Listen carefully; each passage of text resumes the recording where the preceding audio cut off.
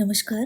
ज्ञान सुधा पर हम सतत हिंदी भाषा, साहित्य और काव्यशास्त्र से संबंधित महत्वपूर्ण उपविषयों का अध्ययन कर रहे हैं और इसी क्रम में हम मलिक मोहम्मद जायसी और उनके ग्रंथ पद्मावत के कला पक्ष और भाव पक्ष पर यहाँ चर्चा कर रहे हैं।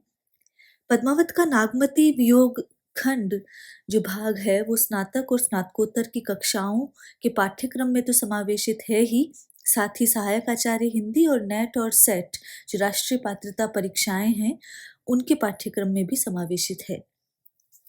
जब हम मलिक मोहम्मद जायसी को देखते हैं तो सूफी कवियों में उनका अप्रतिम स्थान जान पड़ता है और जब हम सूफी कवियों को देखते हैं तो सूफी कवि प्रेम मार्गी कवि कहलाते हैं और सूफी कवियों का जो झुकाव है या जायसी का जो झुकाव है वो भी सूफी मत की ओर जान पड़ता है। सूफी साधना में जीवात्मा और परमात्मा में भेद न मानते हुए समस्त सृष्टि और प्रकृति को परमात्मा की प्राप्ति का साधन माना जाता है। इसीलिए जो सूफी साधक होता है वो परमात्मा को अपना प्रियतम मानकर, अपना प्रेयस मानकर स्वयं को उसके प्रेम में व्यथित मानता है। जायसी भी अपने ग्रंथ पद्मावत में परमात्मा रूपी प्रियतम की प्राप्ति के लिए उत्कंठा व्यक्त करते हैं। यहाँ रतन सेन साधक है और पद्मावती जो है वो परमात्मा का प्रतीक है और रत्न सेन उसके विरह में व्यथा वेदना प्रकट करते हुए प्रकृति को भी यहाँ पर विरह व्यथित दिखाया गया है। तो यदि यहाँ पर देखें तो यहाँ लौकिक प्रेम का चित्रण तो मिलता ही है, साथ ही अलौकिक या आध्यात्मिक प्रेम की व्यंजना भी जायसी के काव्य में मिलती है। आचार्य रामचंद्र शुक्ल इसमें कहते हैं कि उनका प्रेम वर्णन लौकिक पक्ष से अलौकिक पक्ष की ओर संकेत करता है।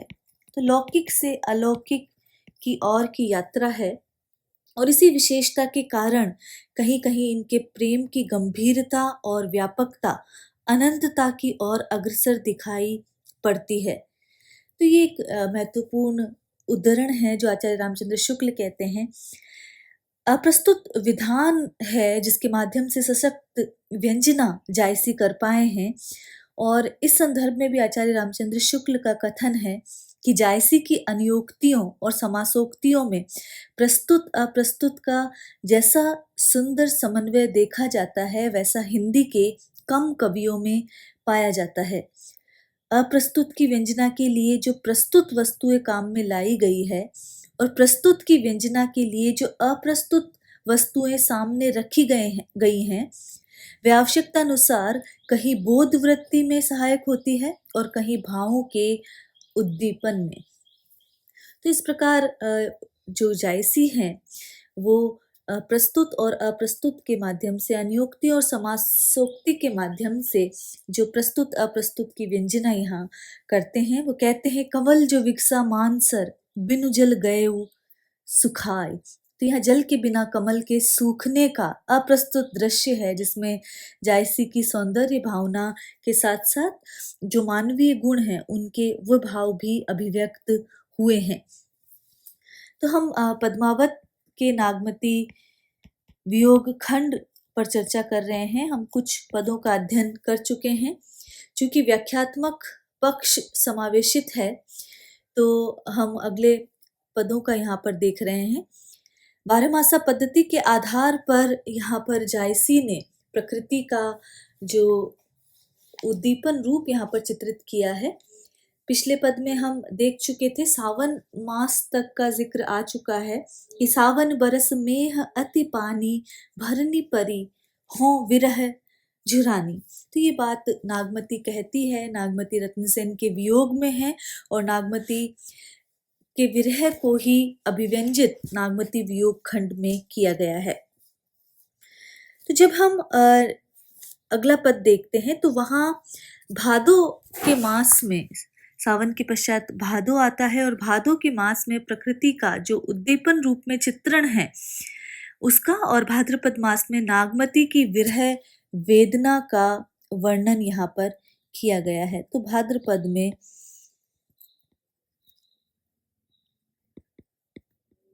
नागमती की विरह वेदना, ये प्रसंग है इसका। यदि व्याख्या देखें तो भा बाधो दूभर अति भारी, कैसे भरो रैनी अंधियारी, यहाँ इसे भरो समझा जाए।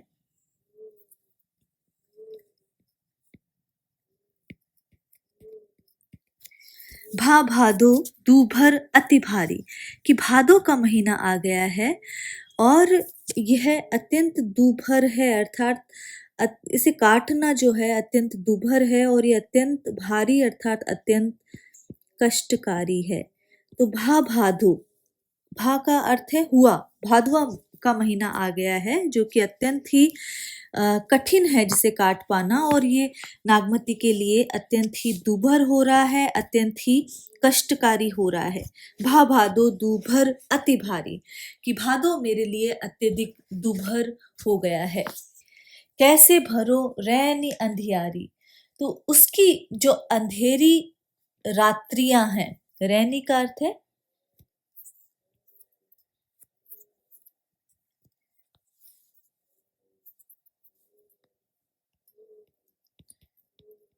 रात्रि, कैसे भरो रैनी अंधियारी, तो उसकी जो अंधेरी रात्रियां हैं वो कैसे भरूं अर्थात कैसे काटी जाए, कि उसकी अंधेरी रातों को मैं किस प्रकार काटूं।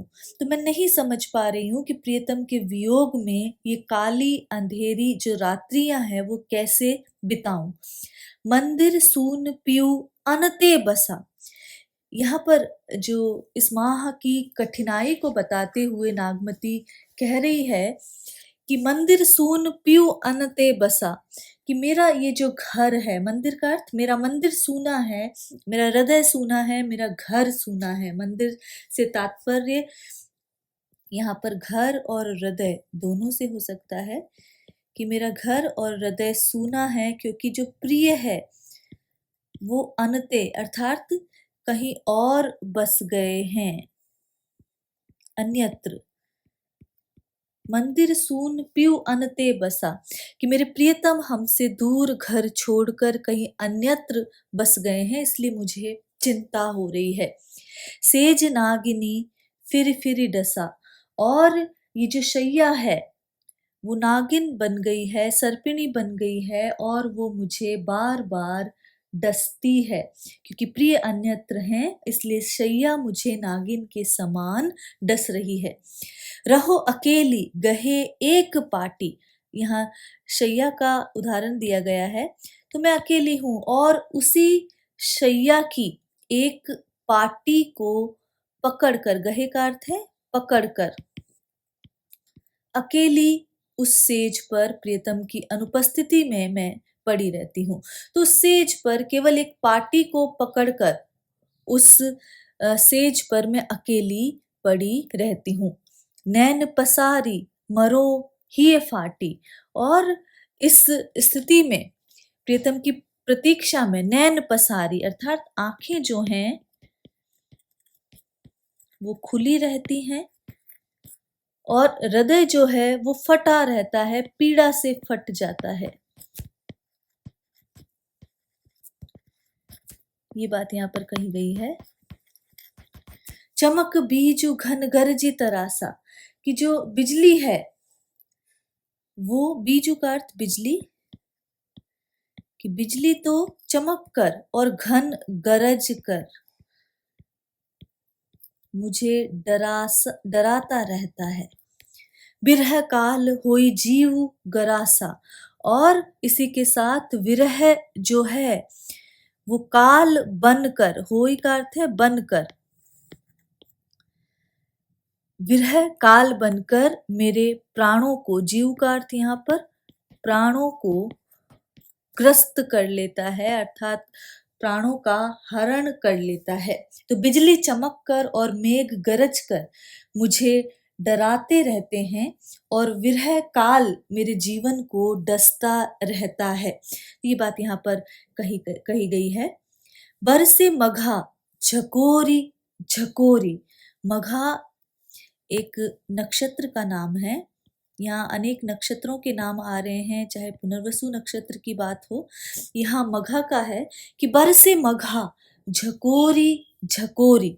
यहाँ पर ये कहा गया है कि मघा नक्षत्र के आने से जो बादल है वो झकझोर वर्षा कर रहे हैं। तो ये बात यहाँ पर कही गई है कि मघा नक्षत्र के लग जाने से बादल प्रबल वेग से वो जल वर्षा कर रहे हैं।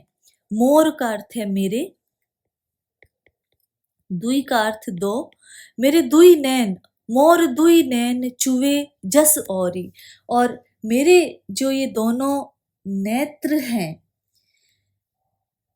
वो ऐसे झरते हैं जैसे कि नाली में से वर्षा का जल धार बांधकर गिरता रहता है। औरी का अर्थ जो छत आदि पर जो नाली बनी होती है और उससे वर्षा का पानी जो अनवरत गिरता रहता है, या जैसे कि छान का जो छपरा टपकता रहता है, वैसे ही निरंतर मेरे नेत्रों से जल वर्षण हो रहा है। तो ओरी का तात्पर्य है यहाँ पर छत पर बनी हुई नाली या छान का छपरा। तो जैसे छान के छपरे से वर्षा ऋतु में निरंतर जो जल टपकता रहता है, ठीक वैसे ही मेरे नेत्रों से, दोनों नेत्रों से निरंतर वर्षा हो रही है, अर्थात अत्यंत ही जो वियोग में नागमती व्यथित है। धनी सूखे भरे भादो माहा। तो यहाँ पर ये बात कही जा रही है कि धनी सूखे भरे भादो माहा, अबहु न आयनी सींचन ही नाहा। तो ये बात यहाँ पर कही गई है कि ये नारी इस बरसात में हरे भरे मौसम में सूख रही है। ये नारी, धनी का अर्थ है नारी, स्त्री, कि ये नारी, ये जो भादो का महीना है, जो हरा भरा और वर्षा का महीना है, इसमें ये सूख रही है, अर्थात आश्चर्य की बात है। अबहु न आयनी सींचन ही नाहा। और उसकी ये दशा देखने पर भी उसके जो प्रिय हैं वो अभी तक नहीं आए हैं। तो अबहु न आयनी सींचन ही नाहा। तो ये बात ये कह रही है कि अभी भी उसके जो पति है वो उस पर जो स्नेह करने के लिए वो नहीं आए हैं। पूर्वा लाग भूमि जल पूरी। तो यहाँ पर ये बात कही गई है कि पूर्वा नक्षत्र के लगने से, पूर्वा लाग भूमि जल पूरी, जो पूरी जो भूमि है वो जल से आप्लावित हो गई है। आक जवास भई तस झूरी। और जो मेरा जो शरीर है वो सूखकर ऐसा हो गया है जैसे वर्षा में आक और जो जवासा के जो पत्ते हैं या जवासा के जो पौधे हैं वो पत्र विहीन हो जाते हैं, उसी प्रकार जो मेरा जो शरीर है वो भादों में भी सूख रहा है। तो ये बात बार बार कह रही है कि अब भी आकर इसे क्यों नहीं सींचते हैं। तो अब भी मेरे जो सोचने वाले जो स्वामी हैं वो नहीं आए हैं। ये बात यहाँ पर कही गई है कि सारे पर्वत, पहाड़, नदियां, सरोवर जल से पूरी तरह भर गए हैं, किंतु जो नागमती है वो यौवन के अथाह जल में डूबी जा रही है और प्रिय उसे आकर क्यों नहीं संभालते हैं। तो यहाँ पर जब पूरे पद में देखते हैं तो जो कुछ बातें निकल कर आती हैं कि एक तो प्रकृति का उद्दीपन रूप का चित्रण है,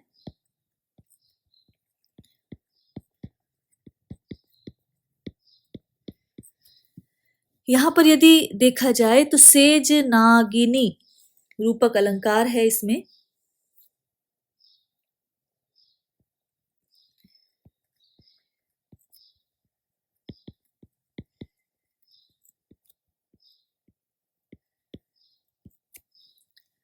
और समूचे विरह का मानवीकरण यहाँ पर किया गया है। अवधि भाषा है, दोहा चौपाई छंद का प्रयोग यहाँ पर किया गया है। आक और जवास जो दोनों ही पौधों का यहाँ पर जिक्र है जो कि वर्षा में पत्रहीन हो जाते हैं। तुलसी अर्क जवास पात बिनु भरऊ, तो ये होता है। भाद्रपद मास में कृष्ण पक्ष में मघा नक्षत्र बरसता है, तो ये भाद्रपद मास की बात की जा रही है। चूंकि भादो मास की बात है तो भाद्रपद मास में जो मघा नक्षत्र है वो बरसता है, तो ये बात यहाँ पर की गई है। और पूर्वा फाल्गुनी नक्षत्र जो भाद्र शुक्ल नक्षत्र में लगता है उसका यहाँ पर जिक्र किया गया है। तो ये एक महत्वपूर्ण पद है। थल जल भरे अपूर सब, धरनी गगन मिली एक, जनि जोबन अवगाह महदे बूढ़त पीयूट। तो ये यहाँ पर बात की जा रही है कि जो थल जल भरे अपूर सब, कि इस महीने में जो जल और थल जो पूरी भूमि है वो जल से पूरी तरह भर गई है। धरनी गगन मिली एक, और आकाश और धरती जल से मिलकर एक हो गए हैं। जनि जोबन अवगाह मदे बूढ़त पीयूट एक, तो यहाँ पर ये कह रहे हैं कि इस यौवन के गंभीर जो ये जल में मैं डूब रही हूँ, तो तुम आकर इसे क्यों नहीं बचाते हो। प्रिय, आकर इसे इस जल से, इस अगाध जल में डूबने से मुझे क्यों नहीं बचाते हैं। बूढ़त का अर्थ है मुझे डूबने से क्यों नहीं बचाया जाता है। बूढ़े का अर्थ है डूबना, तो मुझे इस जल में डूबने से प्रिय जो है वो आकर क्यों नहीं बचा लेते हैं। तो ये दोहा है, दोहा और चौपाई का कड़वक बनाया गया है। अगला जो 7वां पद है उसमें क्वार मास का जिक्र किया गया है, और इसमें जो कहा गया है कि क्वार मास के में नागमती के वियोग की क्या स्थिति है, और इसमें जो पहले के पद में भादो मास की मूसलाधार वर्षा का जिक्र था, और उसी के क्रम में ये बात कही गई है कि लाग कुआर नीर जल घटा, कि क्वार मास का प्रारंभ हो गया है और वर्षा का जल, नीर का अर्थ है पानी, पानी कैसा है, वर्षा का जल जो है वो चारों ओर घटने लगा है। अबहु आऊ कंत तन लटा, तन का अर्थ है शरीर और लटा का अर्थ है कमजोर, कि अब तो प्रिय तुम आ जाओ, ये जो शरीर है, ये तो तन है, वो भी कमजोर हो गया है। तो ही देखे पिहु पलु है काया, कि तुम्हें देखने से जो मेरा जो तो ही देखे पिहु पलहे काया, तो यहाँ पर वह कहती है कि अब तो आ जाओ, कि तुम्हें देखने से जो मेरा जो शरीर है वो फिर से हरा भरा हो जाएगा। तुम्हें देखने से मेरा जो शरीर है वो खिल जाता है। तो तुम्हें तो ही देखू पीहू पलुहे काया, तो तुम्हें देखने से मेरा मुरझाया शरीर पुनः हरा हो जाएगा। उतरा चीतु बहुरी करुमया, तो वह कह रही है कि मैं तुम्हारे चित्त से उतर गई हूँ, मुझे लगता है कि मैं तुम्हारे मन से, तुम्हारे चित्त से उतर गई हूँ। बहुरी करुमया, तुम मुझ पर दया करके तुम वापस आ जाओ। तो मुझे ऐसा लग रहा है कि मैं तुम्हारे चित्त से, तुम्हारे हृदय से उतर गई हूँ, इसलिए मुझ पर दया करके वापस आ जाओ। तो ये बात यहाँ पर कही गई है कि तुम्हारे विरह से मेरा चित्त व्यथित है, अब मेरे ऊपर पुनः दया करो। चित्रा मित्र मीन कर आवा, तो यहाँ पर ये बात है कि अगस्त्य नक्षत्र के उदय होने पर हस्त नक्षत्र का मेघ गरजने लगा है, ये आगे की पंक्ति में जिक्र किया गया है। तो उसी महीने में जो है वहां पर विभिन्न प्रकार के पक्षी किस प्रकार का आचरण कर रहे हैं, तो वो कह रही है कि अगस्त्य नक्षत्र के उदय होते ही हस्त नक्षत्र का बादल जो है वो गरजने लगा है। तुरय पलानी चढ़े रन राजा, तो यहाँ पर वो कह रही है कि राजाओं ने भी घोड़े पर पलान रखकर युद्ध की तैयारी कर ली है। चित्रा मित्र मीन कर आवा। चित्रा नक्षत्र का जो मित्र है, जो चंद्रमा, वो भी मीन राशि में आ गया है। पपीहा पीऊ पुकारत पावा, और पपीहा भी पीऊ पीऊ पुकारते हुए मानो अपने पति को प्राप्त कर लिया है। तो यहाँ पे अगस्त नक्षत्र की बात हो रही है कि अगस्त नक्षत्र के उदय होने पर जो हस्त नक्षत्र का जो बादल है वो गरजने लगा है। तुरय पलानी, और राजाओं ने भी घोड़े तैयार कर लिए हैं, घोड़े पर पलान चढ़ाकर युद्ध की तैयारी कर ली है। चित्रा जो नक्षत्र है उसका मित्र अर्थात जो चंद्रमा है वो भी मीन राशि में आ गया है। तो जो चित्रा नक्षत्र के मित्र की बात की गई है और वो मित्र चंद्रमा है। स्वाति बूंद चातक मुख परे, समुद्र सीप मोती सब भरे। तो यहाँ पर स्वाति की बूंदे चातक के मुख में पड़ गई हैं, और समुद्र जो है वो भी, समुद्र में सीप जो हैं वो मोतियों से भर गए हैं। सरवर संवरी हंस चली आए, सारस कुरलही खंजन देखाए। तो स्वाति नक्षत्र का जल बरसने से चातक की मनोकामना की पूरी होने की बात की गई है। और आगे कहा गया है कि सारे जो सरोवर हैं वो भरते ही संवर गए हैं, जल से भरकर संवर गए हैं, और उनमें जो हंस हैं उनका भी पुनरागमन हो गया है, हंस वहां लौटकर चले आए हैं। सारस कुरलही खंजन देखाए। तो सारस के जो पक्षी हैं, सारस जो पक्षी हैं वो भी वहां पर दिखाई देने लगे हैं। तो सारस पक्षी वहां खेल रहे हैं।